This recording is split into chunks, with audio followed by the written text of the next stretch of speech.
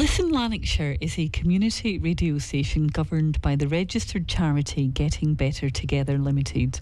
Therefore, the radio station itself retains political neutrality, and any political views or comments aired as part of political discussion programming or otherwise are not the views of Listen Lanarkshire, nor of Getting Better Together Limited. The station has a set of key commitments found on the Ofcom website, and we adhere to all necessary Ofcom rules. For more information or inquiries, please contact us at radio@shotshealthyliving.com.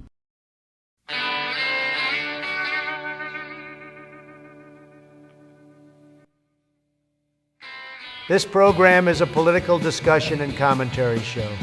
It contains robust political discussion and strong opinions. Politicians with a sensitive disposition should turn off now. The views expressed by contributors are their own and are given in a personal capacity as residents and individuals. They do not represent the views of any council, Listen Lanarkshire, or any associated organization. No council resources are used in the production of this program. Contributors who hold elected office are not speaking on behalf of their authority and are participating in a personal political capacity. This is a great show, beautiful show, big beautiful show, so big and so beautiful. These guys are great, not as great as me. Who will they offend this week?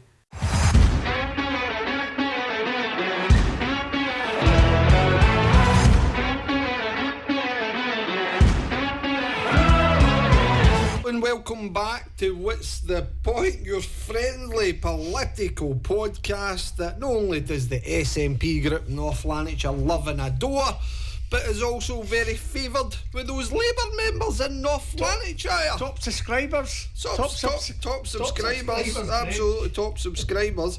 So anyways, I'm your host, Greg Lennon, and I'm back tonight. And with a podcast where we don't just talk about power, we expose who's wielding it, who's losing it, and who's pretending they ever had it.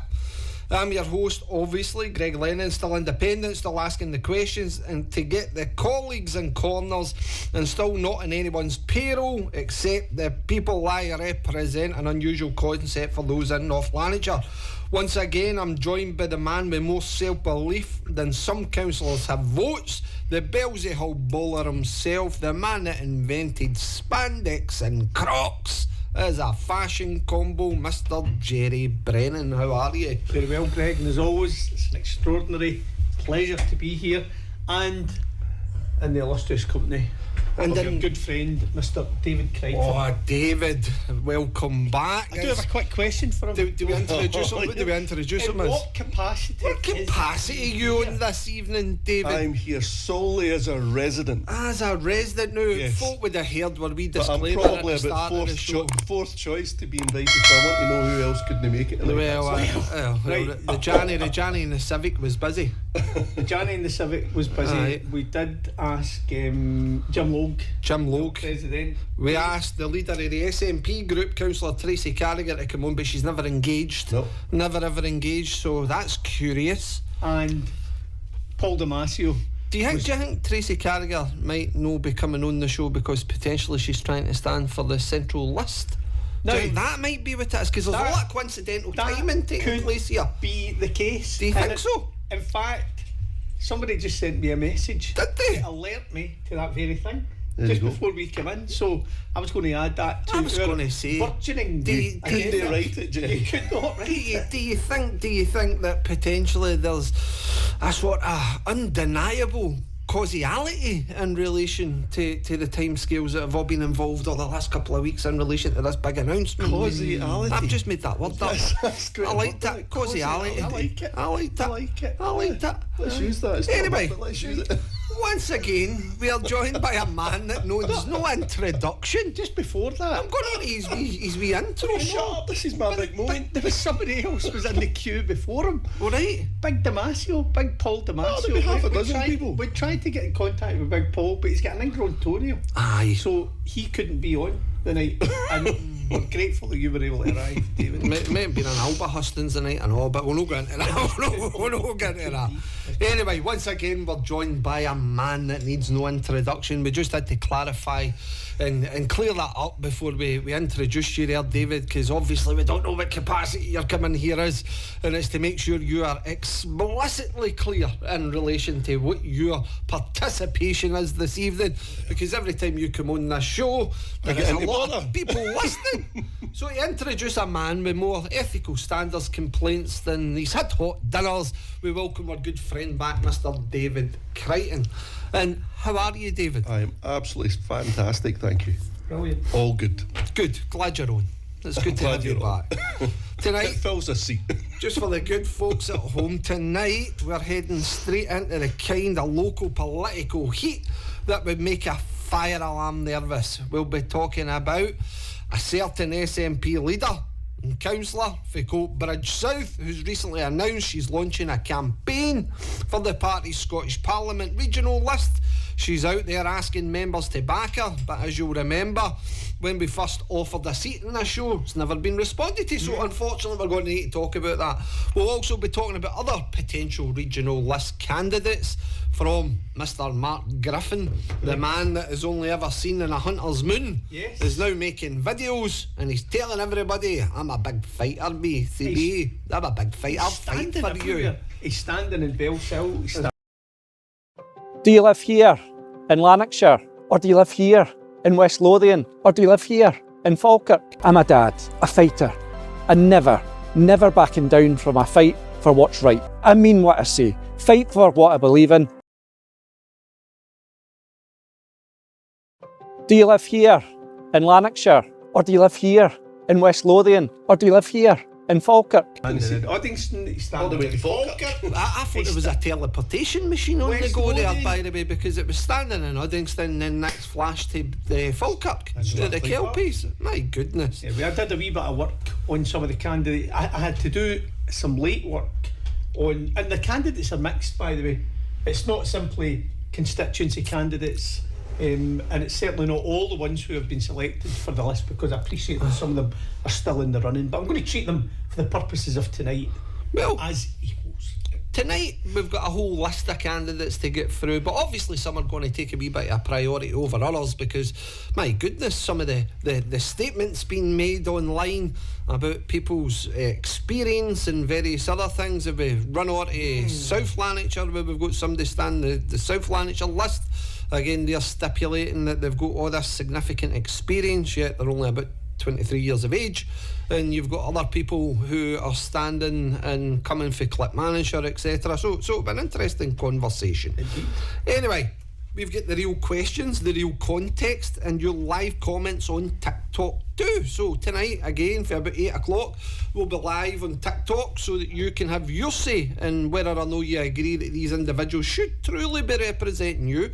Is the SNP's deliberate tactic of 1 and 2 going to hinder them? Because ultimately, if we look at previous elections, the Scottish Parliament election, this never ever works. It never works in relation to regional list positions.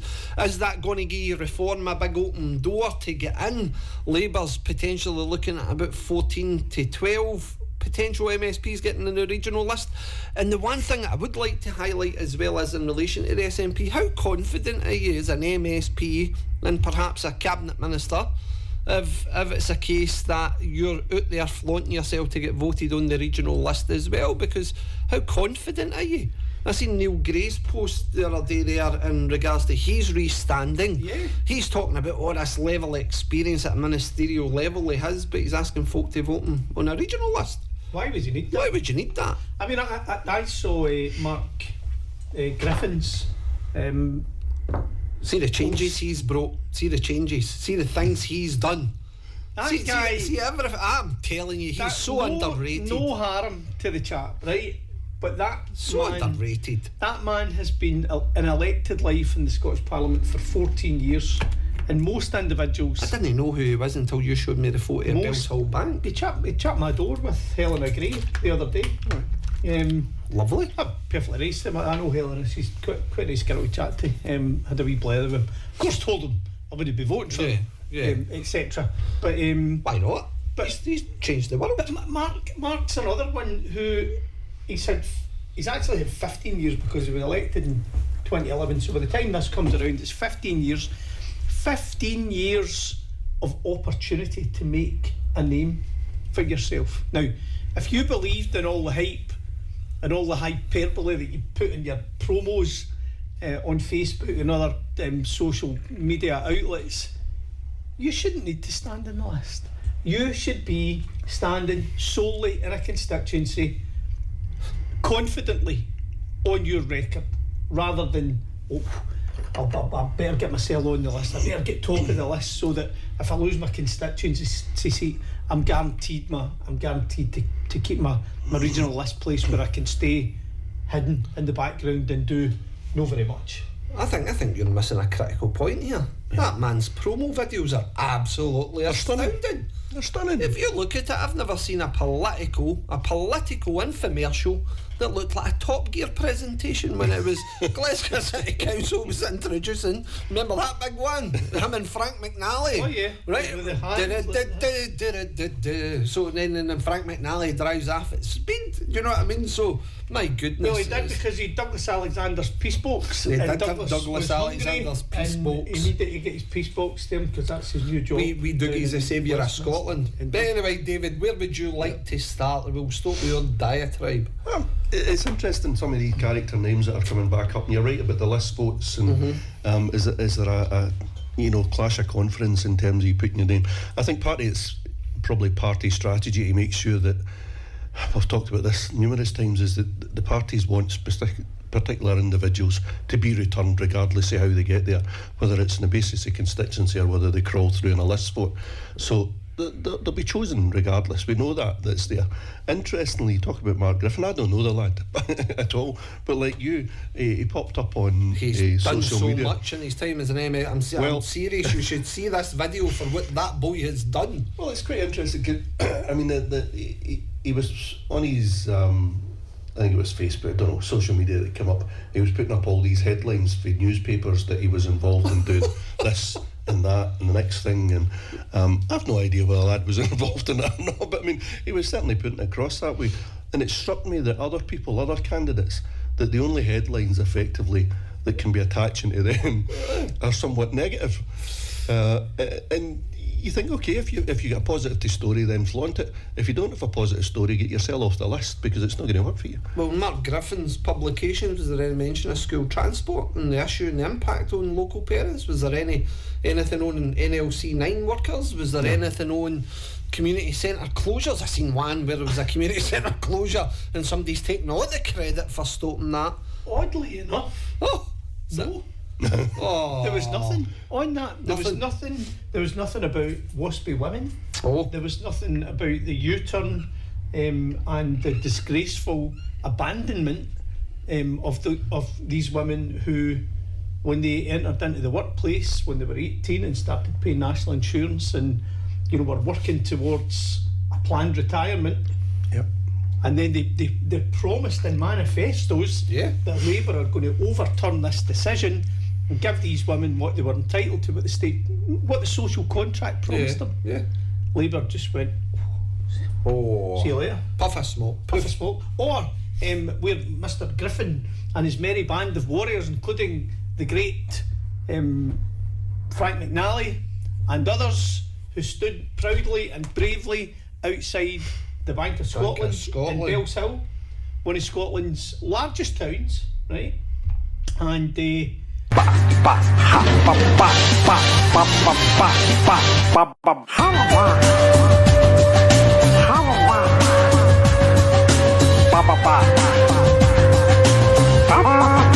say that again. Bellshill is one of Scotland's largest towns. One of North Lanarkshire. I'm a wee bit hyperbole myself, right? But one of North Lanarkshire's largest towns. Right? Are you working for the Bellshill tourist industry? I'm not, but for that town not to have a bank is quite disgraceful. Yeah. And Mark Griffin and Frank McNally, who are part of the government, the UK government of today, who oversee the financial sector, who oversee banking, who in 2017 had a manifesto pledge to do away with the closure of all high street banks. And then even when they flip-flopped from that, they changed to promise that there would be these banking hubs. None of that's available. No. So if you're an older person in Bellshill now, and you, or Moss End or View Park, Uddingston is closed as well. Yeah. They have to go to either Motherwell or Hamilton in order to lift money, and that exposes older people in particular to scams. Yeah. Whereas you can go into a bank, you can go into a branch, and you can speak to the staff there, and if somebody wanted to lift a larger amount of money in cash, you can't get it like that. There's processes and steps that you need to go through to make sure that you're not being exposed to some kind of scam, and all of that's gone, under Labour's watch. After they promise so much and deliver hee-haw. So let's explain the regional list for those good folk at home. So come this election, the Scottish Parliament election. It's a rope! It's a Hey, rope! my goodness, it's rather bizarre, but basically what you're going to have is 2 votes at the Scottish Parliament election. 1 vote will be for your constituency MSP, and that basically means that individual will be representing the constituency. However, there's additional votes added in there, a separate ballot sheet, and basically you'll vote for the party as opposed to the person. Now, it's very important, this part, because ultimately a lot of people in Scotland kind of miss that, or they don't really understand it, or whatever it is. But what you'll see is tactical deployment and how the list is used to bolster those being returned to the Scottish Parliament. Our personal opinions always vote independent. Again, there is going to be a number of candidates on the list, but again, you're an independent. If you're so minded and you're looking for somebody that's going to stand up for your local area, they're usually 9 out of 10 times the best person to vote for because they're no party whipped. However, it's more of the status quo if it is a case that you go for the political parties. Now, what we've uncovered is, and again looking at our research, is over the last especially week and a half, is a number of candidates come forward for the Central Scotland region. There is other regions available across Scotland and there is plenty of other candidates, but we're going to focus on Central Scotland this evening. And one of the candidates that jumped out at me right away, because it was a very bold statement in their social media channels with regards to what they've done and how they've done it, was the leader of the SNP group in North Lanarkshire. So who wants to start on that one? It's a nice easy one to kick things off, Gerry. What do you think the potential chances of that individual being elected is? And then the second part of that, who's going to win the ballot for the Central Scotland region? Because right now the SNP's no chosen any candidates for this Central region, but what they're doing is internally fighting it out to try and become the person that's a candidate. And it's a bold claim to say the SNP has decided that the number 1 place in the Central Scotland regional list will have to be a female. Yeah, I mean, I'm not for gender balanced shortlist personally. Surely it should be the best person for the job. It should be the best person for the job. I don't think we benefit a great deal. No. I think there's always a potential that you get a lesser. And this has nothing to do with the individual in question here or anyone else standing, but I genuinely believe that gender balanced shortlists are not helpful. So chances then, David, what do you think of the chances of that individual winning the candidacy for the regional list in Scotland, considering we can't deny the fact that obviously she's been reported in the press on a number of occasions for various things and involvements within North Lanarkshire, and claims in her opening gambit that she's there to serve and she's took over the leadership of the SNP. My memory of that and your memory of that is probably far different. Slightly different. It was being professed. Yep. But again, I remember that the group was forced into a position. She was the candidate, she was the person, there was nobody else. I think the statements at the time where anybody, it was Kirsten Larson that said that, anybody thinking to move forward for leadership should be aware that your background will be checked and various things like that, and there's a lot of scrutiny on you with that position. Again, try to scare anybody with any modicum of talent to come forward. One would hope that was the case. I mean, we've spoken about this before. I remember when I put my papers in, It was a fairly rigorous process. You've got a written submission which covers about 6 or 7 specific areas.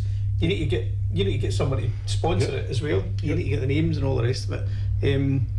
Then you go through a testing process where you're faced with you and all the other candidates are given a planning application and you're asked to, or a scenario based sort of test, and you've got to prove your worth through that. And then finally, if you get through that stage, you go on to an interview, and a hostile interview, and a press interview, all of that sort of thing. And you've got to talk for a minute on something random, just to see if you've got the ability to talk mince realistically.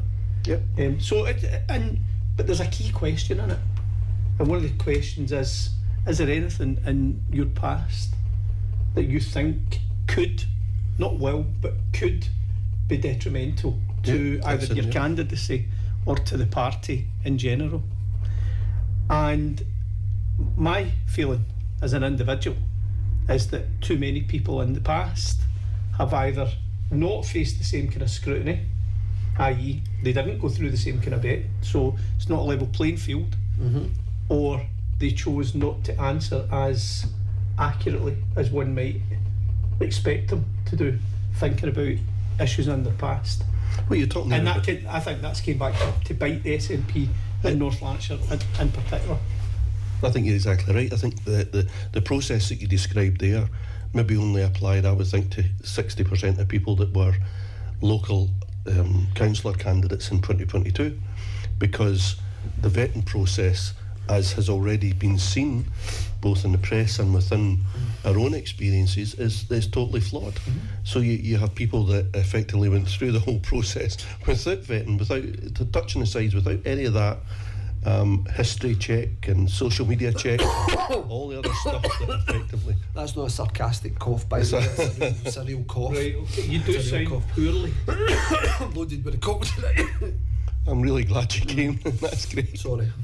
I've lost my chain of thought now. Sorry. No, but we kind of know that didn't happen. The vetting process didn't happen. So what then happens is that you're left with candidates that go forward into positions that, whether they're potentially suitable for it or not, is debatable. They've never been tested. Well, they've never been tested, but also you look at it. I mean, if you're putting somebody forward for the list position or constituency, you want to know that you've got a strong candidate in terms of work-life experience and I'm going to say professional experience to a point as well that they can bring to the table. So if you get somebody that's very isolated in that and has done, and that's not to say that you can pull somebody off the street and they've got attributes to bring you. I don't mean that. No, it kind of the way it happens in the SNP, but people are usually press ganged and tell that you're standing. You met Fulton down the shop for milk or whatever it may be, and then you find you've got a tap on the shoulder and you're standing as a council candidate. One of your colleagues, I mean, we know that. We know that Councillor McCluskey. No vetting. Stevie Bonner. No vetting Stevie at all. Bonner tapped him on the shoulder and says...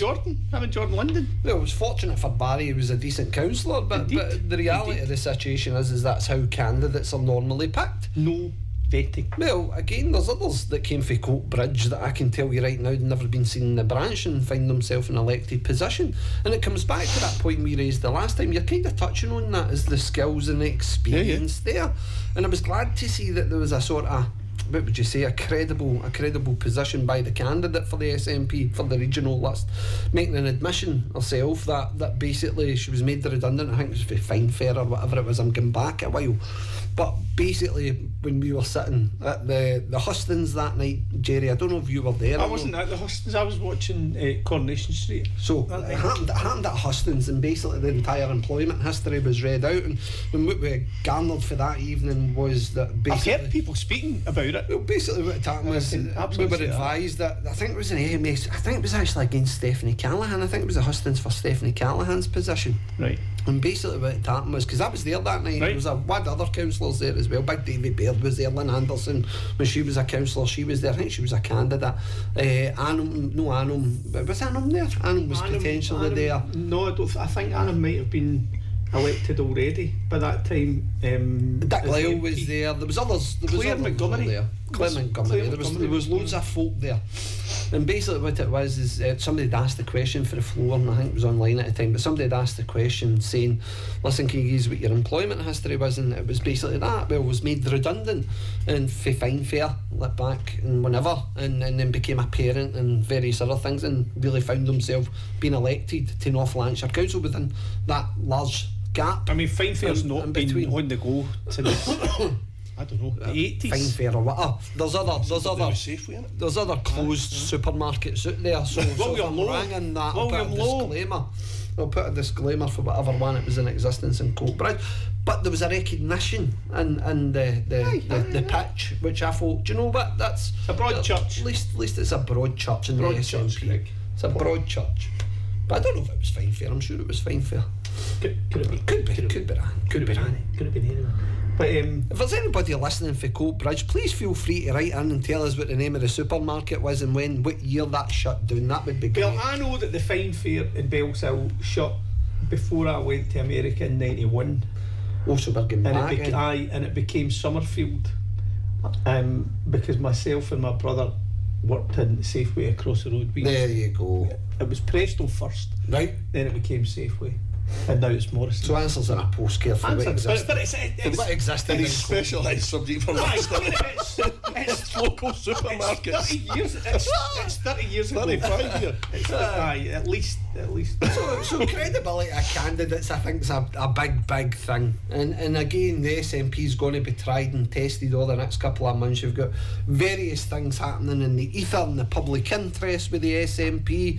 Not only do you have a previous local leader in North Lanarkshire Council who's got set court dates, but also Yep. what you've got is Peter Morell's court case fast pending, and then you've got other key issues that are going to arise. And then when we look at the idea of the regional list, I get sent a message earlier on telling me who's all the candidates potentially going forward for the regional list. A few, as I say, again looking to try and stand for Falkirk and that kind of thing. You know the boy's name? What was the boy's name? The young boy?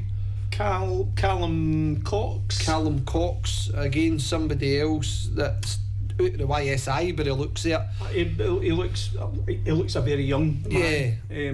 There's the young boy also from Ross. Thompson.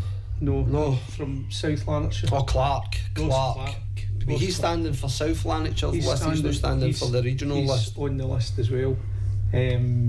Again, bold claims coming for Ross about his election experience and all that. I'm sure he stood as an MP a couple of years back after only just been elected to council. He may well have. I first came across him on the 4th floor.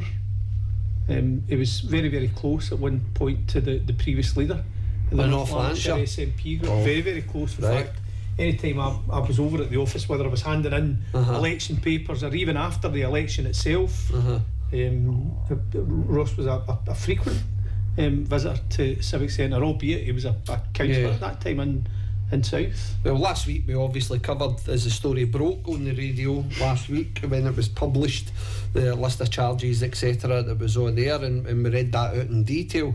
And I'd actually had a couple of messages off of folks saying, listen, that is an extensive list, but you're looking and you're going, well, that's what the press published. There's no much that you can do. Do you think there's going to be an impact on any individual that had close affiliation or anything like that for the SNP's perspective? Do you think that, again, regardless, innocent until proven guilty in this country, I'm totally there, but do you think it's going to have an impact on any potential campaign standings? I think a lot of it is going to be how the press cover it, isn't it? Yeah. Because the press have got history Yeah. of what happened, and we can speak, and we have done in the past, about the history and the circumstances that we worked our way through, and how the expulsions and everything else effectively took place within the SNP group. So we don't need to go back through that again, but depending on how the press covered this and the associations that they're making on the basis of he's not giving you a sweetie, son, he's not. We're giving out sweeties here and Greg's keeping them. But aye, the associations even with HQ, because we kind of know that. Right.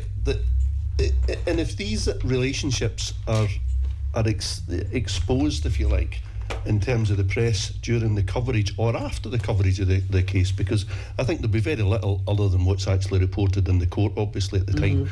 So tomorrow there's a pre-hearing, which again is on the court website. So pre-hearing will be reported in the press, and it'll be for the press and others that have historical knowledge of it to make the associations, if there are associations being made. And I think that's quite right, because people need to have a clear and an honest picture for what it is that they believe happened and the people that were involved in it. There are individuals who are standing either as constituency candidates or on the list In North Lanarkshire.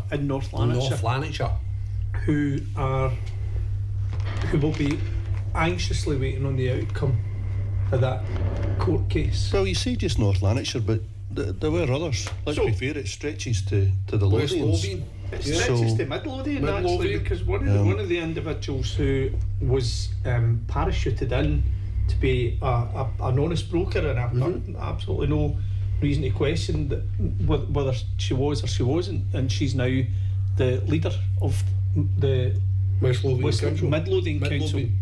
So it reaches far because of the way things were constructed in the SNP group in North Lanarkshire at that time, and this is all available in the press for people if they want to read. I actually went back on to look at some of the old stuff on Wings Over Scotland. Now that's an acquired taste for some sort of thing, but there's a post on there that takes you through chronologically all the key milestones. I'm too professional for that. All the key milestones, key dates, key events when things happened. And when I was looking at the dates and the individuals involved and the councillors involved, they all work for senior MSPs, some of them MSPs, some of them no longer. So the connections that exist were Jamie Hepburn, the connections were to Neil Gray, Kirsten Oswald, who's no longer an MP as I understand it, connections to Phil McGregor, connections to Claire Adamson. So all of these individuals are standing on the list. It's constituency MPs, retaining their seats and all the rest of it. The timing of this case is not going to be good for them, and if the outcome, and we don't know the outcome, but if the outcome is one where it's found that this person is guilty of some of the charges, some of them are going to be running for cover because there'll be no escape from them. And it reaches further, it reaches even further than that. It reaches to the very centre of the party, the individuals at headquarters, to the National Secretary, Ian McCann, to Lorna Finn, who was what role did she play? National Secretary. She was National Secretary at that time, and request after request after request for. It might even impact the current National Secretary Alec Kerr because of his close friendship. Well, it goes even. I'm not saying it goes even further if it can go any further than that, but the promises were made by the then First Minister that investigations would be undertaken when it was Hamza Yusuf, and further letters have gone to the current First Minister to say, right, come on, what's going on here? But gone are the days where we're sweeping these horrible stories under the carpet, and you can't sweep this story under the carpet. I don't think these days are going at all. See, looking at the calibre and the candidates that are currently standing for the list, do you think the party's building in that loss? Do you think that come the central region, they're kind of just, okay, we're going to lose all that, so just let the ones go forward who understand? It could be, because I think, the last time, I think the SNP only picked up like 2 list seats. Across the country. And interestingly, some of the polls have moved and shifted tremendously in the last couple of months in terms of where the SNP sit in relation to Labour. So there's a lot of Labour disenfranchisement. I can't even say the word, Gerry. Well, you're making up words there, no? No, this is one of Gerry's words. I'm happy to listen to you make a fool of yourself. So a lot of Labour people are disillusioned. So I would think that some of the press coverage about that particular event that's unfolding for the 16th of March onwards will be interesting.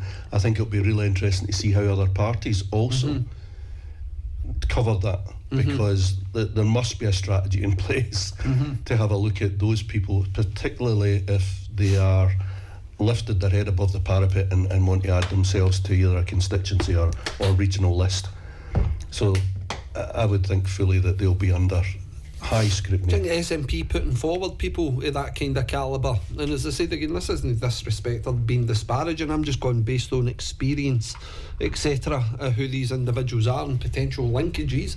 Do you think they're actually opening the door to parties such as Reform, Labour, for Mark Griffin to get in, potentially? Inadvertently. I mean, Yeah. I think you need to. What is the measure of success, Greg? Do you know what I mean? Winning. Like if people are going forward, I mean, when I say forward, I mean they're working through the roles within their party. So councillor, council leader, potential MP, potential MSP, list, whatever it is.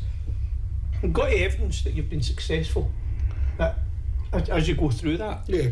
Well, you do to a point for people that are discerning to have a look, but we know equally that people that vote their second vote in terms of the list is that they'll vote party name, colour of your logo, yeah. etc. That's there, irrespective of the name that goes behind it. Yeah. So it's really up to people to go digging themselves as to say, But okay, for an SNP what's the supporter's quality of the position, candidate for an that I've got in SNP front of me? supporter's position, it's the same old rhetoric, the never ending idea.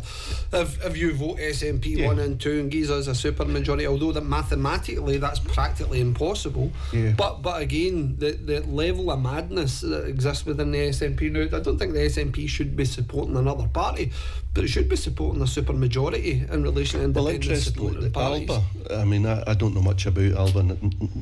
Well, I know who they are, obviously, but You're a member? What are you on about? no, I'm not a member, Terry, no. Good try though, mate. Although I do think we should take out an SNP membership again. Now there's a thing. You want to do that? We're ready. Aye, We're ready. to come We've done our back. 2 years. Aye. Let's We're ready see. to help out. Let's see how many yellow ribbons we've got. I think there'll be fanfares for us. But you've got the likes of Alba, who are putting together their list, and I thought it was a really good info video that they put through, because a lot of people don't understand this 1-2, yeah. and it was basically the comparison to say, look, if you give the SNP 1-2, you're absolutely you're just wasting your time, and it allows the door open, whereas they should be looking, if you're an independence supporter, then you should be looking tactically on the basis of saying, give us your second one if you don't want to give us your first one. And interestingly, the one that comes through is that Tommy Sheridan, I see, is number Former one. guest on this show. Is number one on their regional list. Another. Are you two guys going to eat all of these? Yes, Just around it? Okay. Another in the east. I see. Another guest on this show is former Cabinet Secretary for Justice, Kenny McCaskill. Yeah. He's on the list as well. He's had some good, really some good guests. I know you're scraping the barrel We need tonight. to lower the tone to bring you on I sometimes. know we're scraping the I barrel. didn't catch the No, other. you are a guest, you're not a co-host. I just need to put that out there publicly. Ferguson. I haven't seen Ferguson's name on it. I'll only glance. He stands as a I constituency. see you going in as a constituency. Yeah. But there you go. Yeah. And Ross Lambie over there. This show is a Yeah. apart from David. Right? Apart from me, yeah. This show is awash with some of the Movers and shakers. of Scottish politics. But I mean, I'm on the regional list, so effectively you've got to, what kind of votes I'm going to pick up. It's forward. I'm going to look carefully at the promises. The promises that they make. Willie Hogg, we're still waiting to see where a Willie Hogg throws his hat. That's an interesting one. Willie Hogg's an That is an interesting one. Aye. I'm interested in the promises they make, but not as much as I'm interested in their track record, what they've done, and what they say they're going to bring. Yeah. Because I think there's going to be an opportunity So do through you shows like this and other outlets. think Labour's going to take a battering in the regional list for Central Scotland anyway? We can't talk about other places, but Central Scotland in particular. Do you think they'll see their vote diminish to make way for reform coming through? I do. Do you think potentially that might impact the Green co-leader, who's got one MSP in Central Scotland? One of the interesting things I heard at the weekend was that the vote share for constituency seats, so there's like 71 constituencies. There are 129 MSP seats. 71 of them are fought through first past the post. They're called the constituency seats, and then the rest of them are the regional seats, and that's they use proportional representation, the Dehoyt system, to calculate vote share. Why do we? Because I think it's a good question for those at home, right? Because if I was sitting at home tonight, not really having an understanding of this, the first question I'd be asking is why do we even elect regional list MSPs, considering that the majority of them look as if they do hee-haw? So if you think about it, the only people you're ever going to go to with casework, etc., is your constituency MSP. And if it's the case you don't get the answer that you want there, then hopefully you're going to go to a regional list MSP. Most people won't know that they have regional list MPs. I just see it as a waste of public money. Basically, unless you use websites like Write to Them, other websites are available. Are you sure? And you put in the postcode and it brings up all the elected people. So it brings up your MSP, your constituency MSP, your MP, all your councillors, and then the list of all the regional list MSPs. You wouldn't know. I mean, most people wouldn't know that Stephen Kerr, the Conservative, is regional list MSP for Central Region where I live, because he lives in Stirling. So, and that's where he stood. But is it that's the question, is it worth it? I've yet to see a regional list MSP that's actually worth their salt. I'd want to see the credential. I want to see, like Gerry, I'd want to see what was coming to the table. Because if you just I can understand it for proportional representation purposes, that you need, if that's the level of seats that you've got, well, why not turn them on to constituency offices? Why not have that? You know why it was set up? It's to make sure there's never an overarching majority. It was to make sure that what happened in 2011 couldn't happen again. So the SNP effectively broke the system. And then in the subsequent two elections in 2016 and 2021, they used this crazy SNP 1 and 2, which has never worked. And I think over the two elections they got 3 regional seats. They got 1 in 2016 and 2 the last time round. So it's a busted flush. They're going to take this out to and here's the irony in it. I think because the percentage of their overall those who intend to vote in the constituency votes is dropped to about 34% from 42 where they were before the last election. Might have been a wee bit higher. They don't seem to be projected to lose that many seats. They're still projected to win about 62 seats. Now, a drop in percentage share like that could be catastrophic. I mean, it could turn things on its head, and ironically the 1-2 vote might be important, but I think they've screwed it up.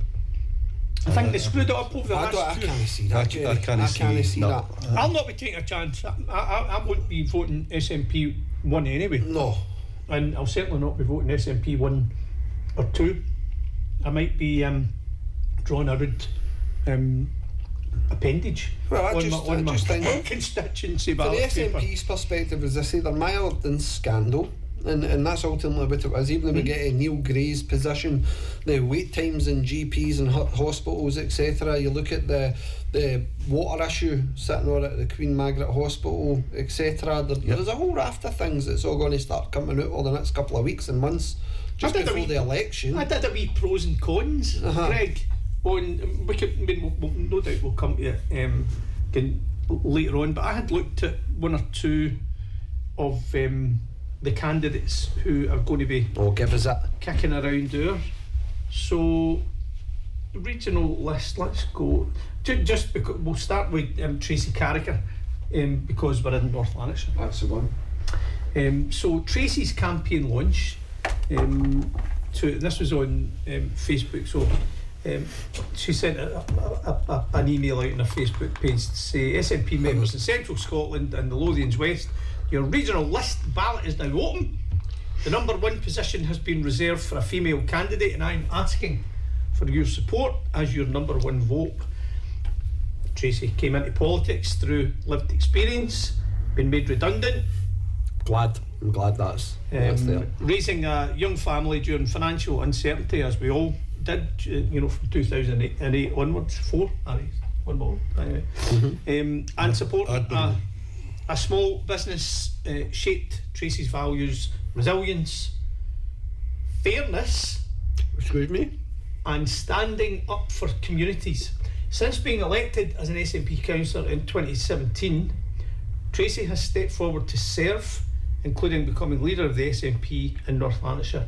She's led successful campaigns that protected vital services Oh, please and tell. forced Labour to reverse the closure of 39 community facilities. Okay, maybe I'm missing something, Gerry.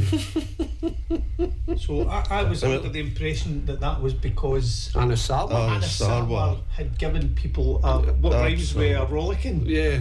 and told them under no. There's a radio interview with that. There was a whole- Something. It's quite actually ironic and funny because that was the very same thing the former monitoring officer, when we highlighted in our Standards Commission complaint, as you'll recall. That's a really interesting point, but carry on, I'll drop you back. So last time when we got done with the Standards Commission, it was basically he was asked to comment, and he commented saying it would be fantasyful to think Another good word. that anything at all to do with the Labour Party or anything at all was involved in our comments, because we'd highlighted the fact that they'd only made that because of the Hamilton by-election. I attended. UK government on. Why can't we do that again? Did you go in and knock the chairs around in North Lanarkshire Council last week and tell them to get this sorted out and stop the cuts? So there was a very specific quote. You delivered something that rhymes with a rollicking, apparently. Well, look, private conversations are best kept private. That's a yes. It's safe to say I made my view very clear, and I think ultimately they came to the right decision. Cut sometime, but not an election week. That particular hearing, right, and at that hearing, I was handed the papers for another case entirely. That was Carragher's complaint against me, wasn't it? It happened to be a complaint against you. Aye. And then when I was given the information about that case, I read out what the former monitoring officer had said, and I remember saying to the Standards Commission at the time, this is untrue. This is a distortion of the truth, and if that's allowed to stand, Well, we'll play it. We'll play that radio interview just for clarity, because ultimately you can't take the credit for centre closures, No, well, etc. Yeah, exactly right. When he's already says it was me to get in there. And There was a whole series of activities going on. I know Sorted you the were leader out. involved with the Matt Busby stuff, particularly in the swimming clubs and there was a things, vote of Gerry, no as well. confidence that made me laugh that day. that was just- Canned outrage and the nonsense. But when you've got the leader of the Scottish Labour Party basically telling everybody that he went in and knocked heads together to make sure that these closures didn't come. I mean, remember the timing of this was 48 hours before the by-election in Hamilton and Rutherglen. Yeah. And all of a sudden, so I'm sorry, but I don't know what that statement actually says. I haven't read it, Gerry, but if that's what it states, then I'm sorry, that's not true. and that Not in my mind, not after Strong hearing. leadership. Well, no, you've got to be able to back that up. So if you've got BBC and you've got all the other news channels effectively giving you coverage that states that Anna Sarwar, along with Jim Logue, went in, rattled some cages. Well, it's and interesting there's no mention of NLC 9 workers on that. It's interesting that there's no mention of By the school way, transport we're on going that. to go through. Good. Yep, I'm sorry, glad. you got a other few ones. here. No, we're Yep. going to go through a few here, and I don't think it's.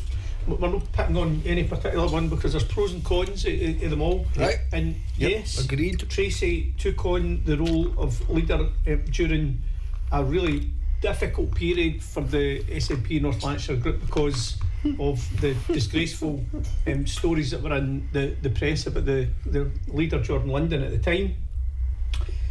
But when you're looking at leadership, right, how do you measure leadership? I would measure it by can you retain a team? Can you retain a functioning team that is going to be in a position as a political opposition where at the beginning when you're looking at it you're only probably one short from challenging the administration. Yep. Was she able to retain that team and build on that? And I don't think she was, because at one point they had around 36, 37 councillors, and under her leadership are down to about 24. I always remember Right, the so day that Michael Coyle jumped the flare. Do you remember that? There was a full council meeting or something that day as well, was there not? Or was it around that I think time? it was just before we went in to try and challenge to retain the administration. That's So what she it was advised about an hour or two before it that That's what it Michael was. has just crossed the floor. Michael has crossed it. So, And then, I mean, difficult times for. So she took on that role, lost. anybody any ideas what we do? Ideals. Anyway, what Tracy finishes off with, this election matters. We need experienced, credible candidates who can win, deliver and strengthen the SNP in Holyrood and move closer to Scottish independence. And some of the things that I've written down, we've kind of covered, right? Mm-hmm. Next one is we also have Stephen Bonner, right? What are you? Stephen Bonner. The lad for Bellshill. He's from View Park, actually. Right. And Steve is a former councillor in North Lanarkshire. Colleague of mine, yeah. And became the Member of Parliament for Coatbridge, Crichton and Bellshill in 2019. Is that correct? Jordan Linden was going Had to no stand. interest in standing as the MP candidate as well. None. So how did None that work? whatsoever. No, he said to me at the time that he was only entering into it just to make sure his name was there, and they passed vetting, went to a vetting appeal and everything else. It was me, him, Davy Baird, Lynn Anderson. Well, he was adamant, no, I'm not doing this. And then all of a sudden, Had there been an agreement? You would think there was, aye. Had there been an agreement between other members that somebody else was going to stand instead of him? I think there was a what would you say, a gentleman's agreement in place, aye. Which was breached. Well, it depends on how people look at history, I suppose. No, I mean, trust is important. Yeah. I think, as in all aspects of life, Dave. Anyway, Stephen Bonner, former MP, is the candidate for Uddingston and SNP candidate for Uddingston and Bellshill, and he will go up against the notorious Mark Griffin of the Labour Party, and. Has Mark Griffin got the constituency position? He's got both. Both, right, He's okay. running for president of Zimbabwe as well, just in case he doesn't get a constituency seat. So he's definitely out of Labour with the same economic drivers. Yes, Is that what yes. you're saying? So, Mr. Bonner, right? Pros for Stephen: homegrown candidate, strong local connection.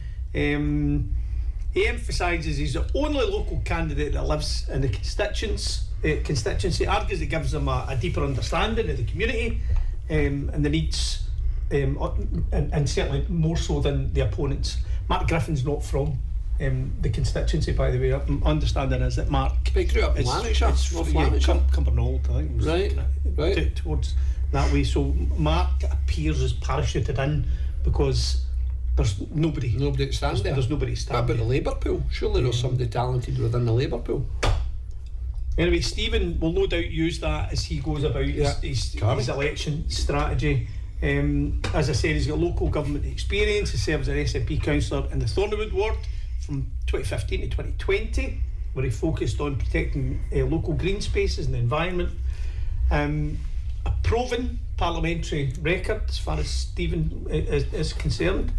During his time, he held the role of SNP spokesperson for the environment, farming, agriculture and rural affairs. I always found that a strange one. Supporters. What in View Park? Aye, I was going to say farming, agriculture and fishery. Yeah. Wow. I worked in the office next door to Stephen, so when he would go on his trips away up to Peterhead or wherever it was to meet with the fisheries, he would always come back. When he bought his Christmas cards. He would always come back with tins of fash. So I was a beneficiary of a tin of sardines There you go. every now and again. Supporters point to his work as a dedicated caseworker, helping residents navigate issues with the DWP, etc. And Bonner describes himself as a grassroots independence activist first and foremost. He frames the 26 election as a crucial step for the movement and as a history of protest, particularly against the monarchy. And he famously crossed The monarchy. The monarchy, famously crossed his fingers. when he was taking the oath at Westminster. Caused a furore on Twitter. So those you would say are Stephen's pros, the plus But Mark points. for Griffin's a fighter. He's got to fight. I've got to fight for everybody. I've just got to fight. The flip side, See me, I'm just a fighter. the dark side of the moon. There you go. As far as Stephen is concerned, Let me at him. Let me at him. he's not been devoid of personal controversies and conduct. So he had an altercation with his neighbour in 2020 and was charged by the police following a heated street disturbance in View Park. But that was a not guilty. And the row was caught in video, and this was all about a football flag or a flag in the window. The charges were dropped. That's great. But critics made comments that it was a lapse in judgment. You know, if you're in elected life, you're the elected member for everyone, and you know, in that context, you maybe should think about whether you have flags in your window. It's that old adage, and if you're a Celtic or a Rangers fan, you tell everybody you support Albion Rovers. Aye. So Partick Thistle. Partick Thistle. Aye. Expenses. Parliamentary expenses. So he was one of the highest spending MPs in the 21-22 parliamentary year. What do you mean, one of the higher? I think the total came in at around £72,500 for expenses. You need to remember as well, you're in COVID for a lot of that time, so So why would you have expenses Why would it be during the higher? time of COVID? well, we're coming out of COVID, I suppose, 21-22, but there may well have been parliamentary work that wasn't carried out at the time down at the Parliament, which meant there was more travel. You give people a wee bit of Ice latitude. creams during the summer. Well, but London can be very hot. London Can be very hot. A controversy about a wreath, Right? £45 wreath that was charged to the taxpayer. I took some criticism for that. He, as he crossed his fingers where he took the oath, he had a strong constitutional stance. Upon entering, he crossed his fingers while swearing the mandatory oath, and that can have an impact on those who would potentially vote for Stephen, sort of thing. And in areas like Bellshill and View Park and parts of Uddingston, Whitehill, you'll either be a true blue or a good tin, and that may well impact on how you vote. So that's important. And Westminster voting record. Those with more conservative views may disagree with his consistent votes against stricter immigration and asylum laws. Mark Griffin, pros, legislative track record, advocacy for the deaf, parliamentary experience, having served as MSP since 2011, one of the most experienced. Committee scrutiny, an active member of the Local Government Housing and Planning Committee, where he frequently challenges the government on local government funding cuts and housing strategy. Policy focus areas, housing and homelessness, social security and family support. He has campaigned for a family fund to assist low-income parents dealing with neonatal care and has called for a stronger action on social security. Griffin's constantly pushed for the fixing the broken flu vaccination process. Scottish Labour priorities, his candidacy aligns with the broader party goals, restoring community policing, fixing the NHS, da-da-da. On the cons side, internal party politics, the history of infighting kind of impacts Mark quite a bit. Mark was a prominent critic of Richard Leonard, and we were talking about Richard the other night. And he was a Blairite then? So he resigned from his front bench position in 2020 to publicly call for Leonard's resignation. Wow. Voters who value party unity or who supported Leonard's more left-wing platform may find Griffin's role in that challenge to his leadership a negative element to deal with. He's very pro-establishment, and that makes him appear a career politician. And I have to say, the first thing pro-Israel that struck me, I don't know what his views on Israel are, I've not looked at that, but I certainly see Mr. Griffin as a career politician. While he critiques the SNP's record, opponents argue record on housing. Opponents argue that Scottish Labour's own housing proposals lack any clear strategy for delivery, and Mark is known to make commentary on that. And we already spoke about the wider failures of Labour to waspy women. I can't imagine that any women who are 60 now or approaching 60 and that you know, in the time, can't even imagine anybody that came even through equal pay claims. They're not going to vote for that, and I cannot imagine that people in Bellshill are not going to make and Uddingston, where the Bank of Scotland no longer exists, they are going to make a lot of noise about that, because in Bellshill in particular, that is one of the focal points of the main street. And there you go, that's your whistle stop. I was going to say, you two, It's quite detailed. You guys should stand as an independent then.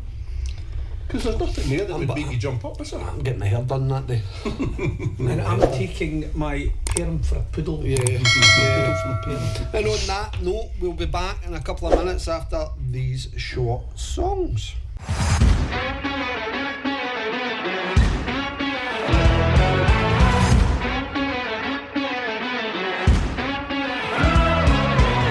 Hello and welcome back to What's the Point. For those good folk at home, we're now moving over to TikTok Live. You can be part of the conversation, and if you've got the time, please give a wee like and a follow.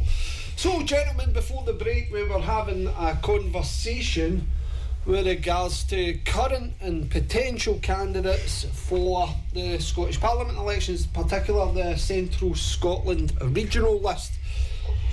As we were having these discussions, Gerry, you managed to do a wee bit of a deep dive into relation to a couple of the other candidates that's there. I'm sure they'll be happy tonight. But anyway, Well, these things are there readily available for anybody to look up online. And it just so happens that as members of the public, like ourselves, acting in a wholly and completely private capacity, aye. We will dig a wee bit deeper maybe than the normal person on the street. So for the good folk on TikTok and the good folk at home, how are you going to be voting? Given the fact that this show's been going for about a year and a half, quite a lot of people listen to it weekly, listen to it more on Spotify and Apple Podcasts, and we get an alright wee viewing on YouTube and that kind of thing. But the real question is, given the fact that you have been politically educated in regards to how local politics works, Scottish government kind of works, how are you going to lend your vote? Where are you going to vote? Is SNP 1 and 2 the place that you're going to hang your hat on? Or is it a case that new parties such as Reform is going to get your vote because it's time for a complete and utter change in the Scottish parliamentary system? Or something a wee bit more safer, I'm just going to stick with Tory and Labour? I think we might be in for a shock. I think things are going to go differently somehow. I think what's left in the SNP are more likely to themselves have cottoned onto the 1-2, and I think there might be an SNP 1 Green 2. I'm really surprised that they've gone with this 1-2 stuff again. I really am. So am I, but that's the strategy. Here's a question then for you, Gerry. Because we were talking about candidates and stuff, and Is it a hypothetical question? It's a hypothetical question, right? So I said to you, why don't you stand? Why don't you throw your hat in it? But here's one for you. If you were going to be standing, right, and you were potentially, and let's say, I don't know what's in your past, but let's say there's something potentially checkered slightly in your past that might or might I not was an come altar out. boy for 7 years. That'll do. Let's say that's checkered enough. Right? So there's something checkered in your past that might or might not come forward that will damage your potential campaign if you were going forward as a candidate. Yeah. What would be your strategy? What, a seismic magnitude? Yeah, I mean something that could seriously damage your potential chance. What strategy would you employ? Well, like you protected somebody? No, you just had something. whole series of different I think kind of scenarios, but right, I'm maybe not the best person to ask, but I'm going to answer it right the way I think that politicians generally now, career politicians, would answer, right? Because over the last, I'll say 10 years, I've met enough of them, right? I think the first thing that they would look at is who could damage me, and how can I nullify them? How can I damage their reputation to the point where if they come and have a go at me, I've got there first. So do you mean they strike first? Yeah, They strike first. I think that's one of the tactics that. Surely somebody wouldn't be that Certainly. stupid to try and deploy something like that. No, I mean, I think you overestimate the calibre of some of the individuals that candidates go and stand, yeah. So, okay, that's interesting. So that would pre-assume though that you would actually have some relevant information or something that could do damage, or it could be seen as. So you could have been a member of, hypothetically, you could have been a member of a party at one point and be privy to, as it was, and be privy to minutes of meetings or WhatsApp chats, or even video recordings or voice recordings. You could be privy to all of that, and some of that information might be really, really damaging. Then I think for lesser individuals, the first thing that they'll look to do is have a preemptive strike. But surely there must be a fail-safe to that, on the basis that, so you're sitting there and you're looking at that strategy and somebody comes at you with potentially damaging information, or whether it's true, unfounded, or whatever. There must be a fail-safe as to whether you take that or where this person is looking to attack, or if you're looking to attack them in your scenario that's there. There must be a check and balance in place for that. I think that there's probably a check, but there's only a certain number of individuals or bodies that you can complain to, right? So you complain about colleagues, councillor colleagues, if you're a councillor, or an MSP or an MP. MSPs we'll talk about, because this is what we're dealing with Scotland. So you've got the Ethical Standards Commission. You can take a complaint out against them, or if there's been newspaper reports that you find are unfavourable towards you, you can complain to the Information Commissioner's office and stuff like that. But if you continually do that, I think even they begin to say, these are individuals that cry wolf too many times. My question's to the good folk on TikTok. How are you going to vote? Have you gave it enough consideration yet? Is it even worth going out to vote for? But if it's a case that you're going out to vote, given the list of potential candidates that's going to be standing for the SNP in the regional list, would they get your vote? Or the potential candidates for Labour? Or is it a case that Reform is just going to get your regional list vote, or Alba's going to get your regional list vote, and you've made your mind up on that? We would love to hear from you on TikTok if you've got any idea or any suggestion. In a non-hypothetical situation, what I would do was I would speak my truth, right, and I would speak it positively, and if people wanted to throw stones at me, I'd just deal with it as it came. Well, that's fair enough. And I think that's what most people would expect of genuine candidates. Do you think there's going to be any real competition in this election? Do you think that anything is going to come out of left field? Do you think that, again, something so drastic is going to kind of knock the SNP off its perch?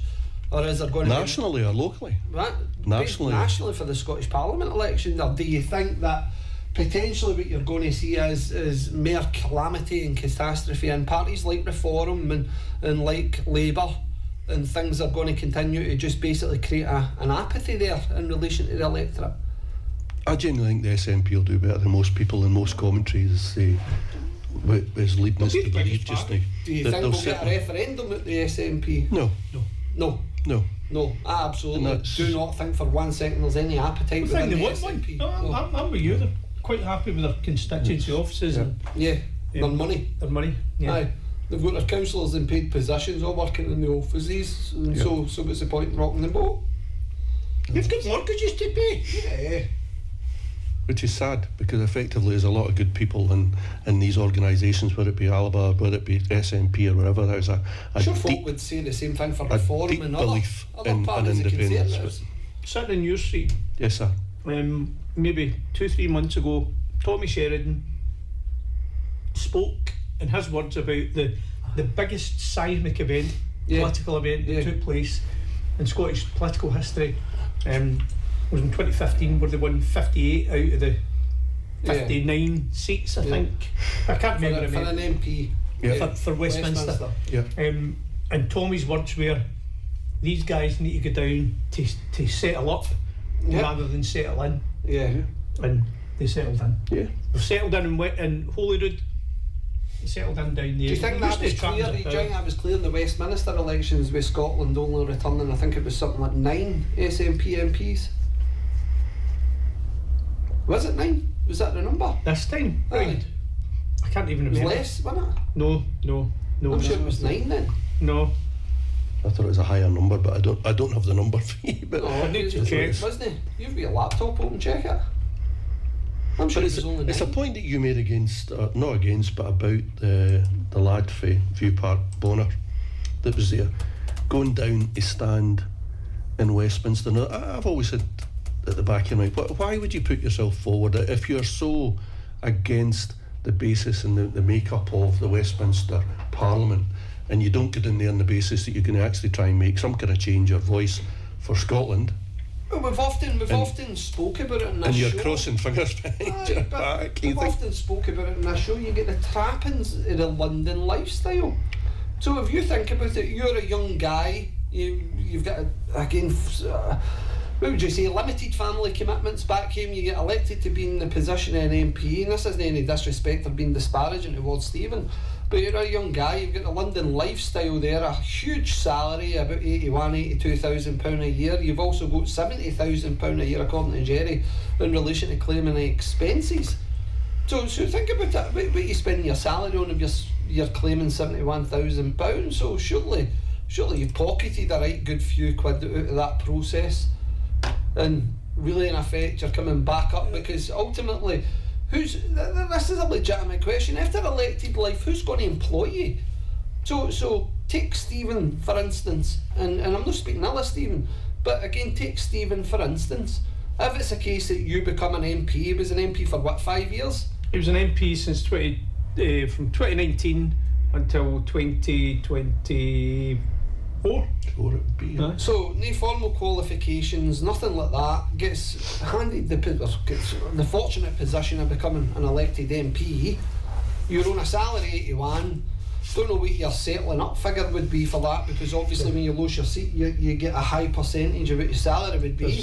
There's additional monies, right? And I know that the salary is probably closer to about 115. 115 in total? Aye, so when everything's calculated in. Right, so you're getting 115 grand, you've never earned that before. I'm sure Stevie would admit it himself. He was a security guard or worked in John Lewis. Don't know what he did before he... And again, that's a bit of a step up in relation to where he worked. So again, need disrespect or being disparaging in relation to people's work histories. It's the same with Tracy Carragher. I'm not being disparaging in relation to her work history. But these are big step-ups. They're big step-ups in salary and career prospect and everything else. So you're vehemently going to defend that.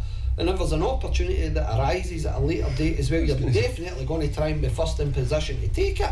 Yeah. Because ultimately what we've created is a Hunger Games in relation to local politics, and really in effect it's all about shaft that one or to get to a position. It's about the package, isn't it? Because the overall package is about your salary, your expenses, your pension. That's there. And you look at it and think, so there's another hypothetical one for you this time then, Greg, because he's had these hypothetical questions. So if you're sitting, let's just say you're sitting in you're sitting in Westminster, right? Or you're in a large corporate, and you've got the opportunity to make sure. So Gerry and I want to retire and go and play golf somewhere. Right. That's there, and you're given the opportunity to try and look at the system that might benefit us if we want to go early. How would you approach it? Would you approach it? Morally, would you take the stance to be able to say, aye, okay, I'll see you boys okay, or would you just say, no, that's not going to happen, or would you look at the whole benefits package and think, right, okay, how can I work this? Well, you two boys have been on at me for ages. He's about to retire. I've just not let you stay there. But if you're asking me the question, would I see yous okay for yous to end up in a position of retirement? Yes. Well, I think that anybody would potentially say, aye, I would see you okay as long as there's no element of criminality. Yeah. Okay. I tell you what I would do. First thing I would do, right, I would want to help. Right?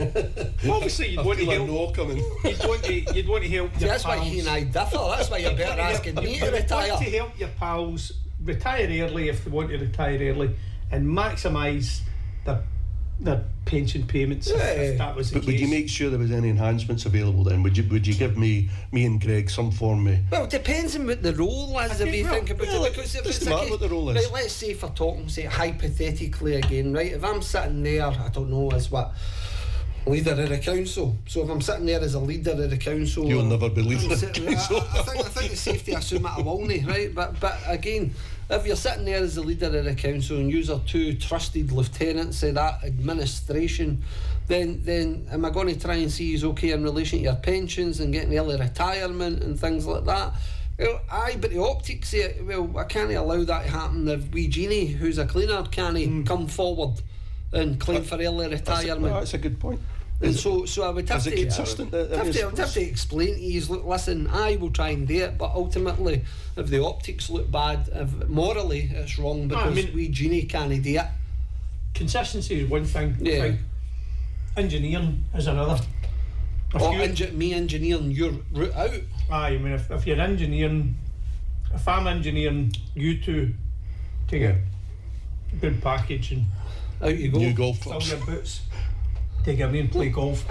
If I'm engineering that and I need to make something happen there in order to create a situation that happens over there to allow you to go, Yeah. then first thing I'm going to be saying to myself, I'm going to look at my own principles, I'm going to look at them.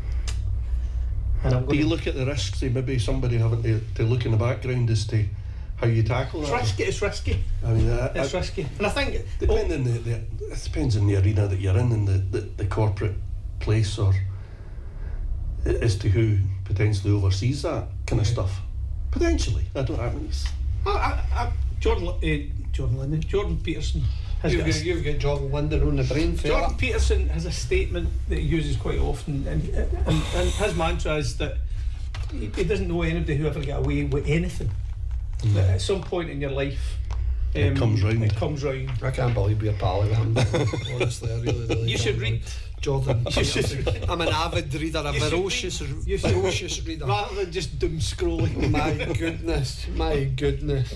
Anyway, I think it is interesting because ultimately it does pose a moral question. Would you get your right to help out your pals in their pursuit of a quiet life, let's say, because ultimately coming towards that retirement stage? I think I've always had a bone of contention is those that end up in consultancy positions after you take such a large package. The revolving door. Yeah. I mean, I think that's one of the things that I haven't paid a great deal of attention to, but I'm going to start doing that. Yeah. Is to look out for situations where that's happened potentially, because I know that in local government in particular, there's 32 local authorities. You've got a finite life potentially as senior officers, perhaps, and you retire. You might retire But early, that finite or you life, just you're move rewarded on. handsomely. Let's not kid on about it. Yeah. So you're over £100,000 a year. Yeah. So, but I think it would be a red flag, Greg, if senior officers were finishing in one role, moving on, and then coming back in another role that's not prominent, that's hidden perhaps, and yeah. I don't think it's been hidden. I think Holyrood magazine covers a lot of them. Let's take Agilicis that had a contract with North Lanarkshire Council. Right. Robert Steenson was the former Deputy Chief Executive, and as I say, it's available in Holyrood magazine. I think that predates ours. When Robert Steenson retired, took his redundancy, or took his early retirement, and ended up becoming a consultant for a company called Agilicis, who had the digital transformation company contract at God, we're going back now, I think it was just before 23 maybe it finished up, but took his retirement and ended up being a consultant. It's available in Holyrood magazine. And again, how does that sit with you, the idea of it doesn't. I've seen it differently out with that scenario to given there. I've seen it in corporate life as well, and it's always stuck in my throat a wee bit. Is that you get to a situation where you're rewarded for the work that you do, and you get the benefits that you should get with your benefits package. And why then should the system be manipulated to the point? Because that's realistically what it is. It's open to manipulation. It's open to manipulation. And engineering. And it's open on the basis of you engineer a situation where it actually allows people to come back and do Through that the same role. revolving door. I mean, in some respects, I think the police went through that as well. Is that people were retiring really early, and within a year or so, Well, the problem was the senior lack of officials were talent, coming but back. it was a lack of talent in the police because everybody was Well, retiring. because everybody was leaving. Everybody was retiring. There was nobody left to do the job. Yeah. And how are you going to backfill that Yeah. skills gap? I think in years gone by, there wasn't the opportunity to do this because councils mostly had DLO. Well, mostly councils had DLOs, right? Right. And the use of private consultants was probably less than it was now because you were, a lot of the stuff was being done in house. What about early retirement of statutory positions, and if the statutory positions become diluted, would that be a legitimate reason Well, to vacate position? I know we're talking hypothetically here, but Completely. I think the only time you would have a concern would be if there was a kind of conflict of interest between one of the statutory roles, because statutory roles have oversight, legal oversight, scrutiny, financial oversight, so they can't justifiably, I wouldn't imagine, be allowed to take on roles that they would be expected to scrutinise and oversee. Sure, I would love to see a potential MSP candidate come forward who wants to do a root and branch review, how local authorities operate, how all these different other institutions in the country are operating. Yep. That would be absolutely radical in the eyes of the voting public. 32 local authorities. Well, I was going to say, the one thing that's always got me, I'm still the newbie, effectively. It was, I can't remember what year we're in, 2022, I was elected, that was there. But it absolutely amazes me the lack of accountability that's within local government. And that's from the actions effectively within council for certain higher or senior elected members, for employees, for senior officers, and there's nowhere to take anything. No. This is kind of what gets me, So if I want to raise a financial question, just my financial background, so I want to raise a financial question and say, I don't actually think that's right in terms of the process and the legislation and everything else that backs it up. I don't have anywhere to take that. No. So you think that if people are in that for far longer than I am, then they know the engineering that effectively how that system works, and they know that I can go rattle a drum and chap their windies. Do you know something? There's a certain And nothing can position happen. that I would take on in regards to officers. We've got a finite life cycle. Unless you get legal advice, of course. Well, we've got a finite life cycle. A councillor, let's not kid on about it, it's a nuisance. That is what a councillor is. And if you look at majority of councils up and down the land, the experience levels of some elected folk, well, are they properly suited for an elected life in local authority, or are they better off elsewhere? That's not a point I'm asking. I'm just saying, for an officer's perspective, I would get the idea that we only need to put up with this person potentially for 5 years. So why am I going to go out my way to do this or do that, because ultimately come the next election cycle we could potentially be out, or fall out of favour with a party or whatever it is. That's exactly and it. are you going to risk a major organisation such as a council where it's a major statutory function on the basis of some elected members? The statutory function thing's quite interesting. It versus I'm guessing it's operational is the other side of it. Yeah. But there has to be a divide between that. Aye. That was, I think, where you were. There has to be a divide between the operational oversight. Otherwise you And- create the opportunity for You're playing both sides. for perverse incentives Yeah. and for conflicts of interest and governance conflicts and We've done that. a comparison of local authorities over the last couple of weeks. We've done the comparison with Edinburgh City Council, although we're still to get Edinburgh City Councillors on, and that's something that we'll take up next week. Yeah. But again, it's about having, or else did the comparison with Glasgow. It's always interesting to me to find out how local authorities, especially the officer class within local authorities, have that relationship with elected members. Democratic mandates and democratic process is paramount for a lot.